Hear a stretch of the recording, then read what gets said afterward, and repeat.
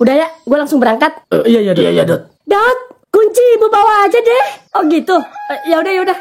Tapi Dot. Itu apa gue tanya? Hah? Jelasin. Ya lu liatnya apa? Punya mata nggak? Ya dapat dari mana maksud gue? Ya dapat beli. Emang nggak boleh gue punya duit terus beli makanan, ha? Bukan lu doang, Dot, yang punya duit. Ya sorry, gitu aja kesinggung. Kan cuma nanya. Nanya tapi nada lu nada fitnah. Iya maaf, ya elah. Ya udah ya. Oh iya, Bi, kunci mau dibawa aja katanya.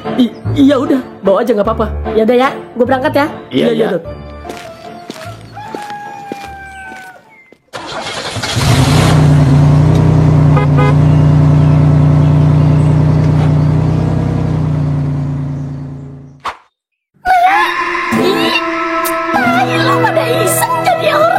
Setelah semua urusan di rumah selesai, suasana pun perlahan mereda. Koper-koper yang sudah rapi, ditata mulai dimasukkan ke bagasi mobil. Dot tampak sibuk memastikan semua perlengkapannya terbawa, mulai dari dokumen penting hingga aleh-aleh kecil yang sengaja ia siapkan. Bang Topan membantu mengangkat barang-barang berat, sementara Bhumika lebih memperhatikan detail kecil, seperti makanan ringan untuk perjalanan. Mereka bertiga berangkat menuju bandara. Jalanan kota masih ramai, lampu-lampu jalan berkilau menemani mobil yang melaju tenang. Meski lelah setelah seharian persiapan, raut wajah mereka menyiratkan semangat. Ada sedikit tegang, ada pula rasa antusias. Seolah perjalanan ini bukan sekadar perjalanan jauh, melainkan awal dari sebuah pengalaman baru. Sesampainya di bandara, mereka melewati pemeriksaan dengan tenang. Derap langkah para penumpang lain dan suara pengumuman keberangkatan bersahet-sahutan di ruang tunggu. Koper beroda terdengar bergesekan di lantai, dan aroma kopi dari kafe bandara menambah suasana hangat di antara dinginnya udara malam. Ketika panggilan boarding diumumkan, mereka bertiga berjalan menuju gerbang keberangkatan. Langkah kaki terasa berat, namun juga penuh harapan. Dari balik kaca besar, terlihat pesawat yang akan membawa mereka ke Sydney, berdiri gagah, dengan lampu sorot yang menyinari badan pesawat. Saat akhirnya mereka duduk di dalam kabin, suasana hening sejenak. Hanya suara pramugari yang terdengar memberi instruksi. Lampu-lampu kabin meredup, dan perlahan pesawat mulai bergerak menuju landasan. Getaran mesin semakin kuat, lalu dalam sekejap, pesawat lepas dari tanah, menembus langit malam. Di balik jendela, kota yang ditinggalkan terlihat semakin kecil, berubah menjadi gugusan cahaya yang perlahan memudar. Di sanalah perjalanan baru mereka dimulai, menuju Sydney dengan segudang cerita yang menanti untuk dijalani. Setelah menempuh belasan jam penerbangan, pesawat perlahan menurunkan ketinggian. Dari balik jendela, cahaya matahari pagi menyinari cakrawala Sydney. Laut biru membentang luas, diselingi kilauan gudong-gidang tinggi dan rumrama rapi yang tampak dari kejauhan. Ikon kota seperti Sydney Opera House dan Harbour Bridge terlihat samar namun jelas, menyambut para pendatang dengan megahnya. Pesawat pun mendarat dengan mulus. Rasa lega menyelimuti Dot, Bang Topan, dan Bhumika. Mereka mengikuti arus penumpang menuju imigrasi. Prosesnya cukup panjang, tapi suasana bandara Kingsford Smith yang modern membuat waktu terasa singkat. Aroma kopi dan roti dari kafe bandara menyambut mereka, menambah rasa segar setelah perjalanan jauh. Begitu keluar dari terminal, udara Sydney yang sejuk langsung menyapa. Langit biru cerah tanpa awan, dan angin tipis membawa aroma laut khas kota pelabuhan. Jalanan terlihat tertib, dengan deretan taksi dan bus bandara yang menunggu di luar.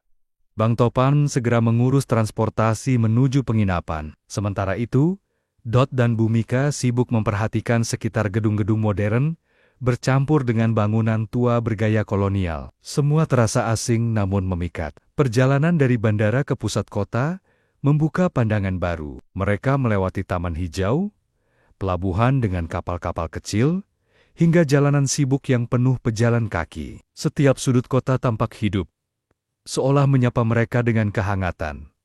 Sesampainya di penginapan, koper-koper diturunkan. Kamar sederhana, namun nyaman, sudah menanti. Dari jendela, terlihat pemandangan kota Sydney dengan langit birunya yang menawan. Mereka akhirnya bisa beristirahat sejenak, sambil menyadari satu hal. Perjalanan ini baru saja dimulai. Di luar sana, banyak cerita dan pengalaman menunggu untuk mereka jelajahi. Setelah cukup beristirahat di penginapan, siang itu Bang Topan, dan Bhumika memutuskan untuk keluar menjelajahi kota. Semangat mereka kembali penuh. Rasa lelah dari perjalanan panjang perlahan tergantikan oleh rasa penasaran. Tujuan pertama adalah Sydney Opera House. Dari kejauhan, bangunan ikonik itu sudah tampak berdiri megah di tepi pelabuhan. Bentuk atapnya menyerupai layar perahu yang sedang mengembang, berkilau terkena pantulan sinar matahari. Semakin dekat, semakin terasa aura megah dan anggun dari salah satu simbol dunia itu. Tak bisa menahan diri untuk mengabadikan momen dengan kameranya. Sementara Bang Topan sibuk memperhatikan detail arsitektur yang unik. Di sekitar Opera House, wisatawan lalu lalang sambil berfoto. Ada pula yang duduk santai menikmati angin laut. Bhumika tersenyum kecil.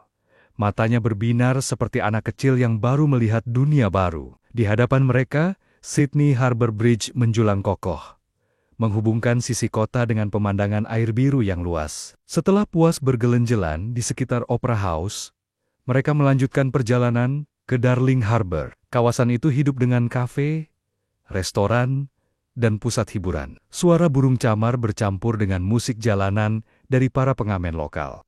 Sempat terpukau melihat kapel-kapel pesiar yang bersandar di dermaga. Sementara Bang Topan memilih untuk duduk sejenak menikmati kopi khas Australia. Menjelang sore, langit Sydney berubah warna menjadi jingga keemasan. Cahaya matahari terbenam menyinari permukaan laut, menciptakan siluet indah Opera House dan Harbour Bridge yang tak terlupakan. Bhumika menatap pemandangan itu lama, seolah menyimpan rasa syukur karena bisa berada di tempat yang begitu indah. Hari pertama mereka di Sydney pun ditutup dengan makan malam sederhana di tepi pelabuhan. Angin malam bertiup lembut, lampu-lampu kota mulai menyala, dan suasana romantis menyelimuti seluruh kawasan.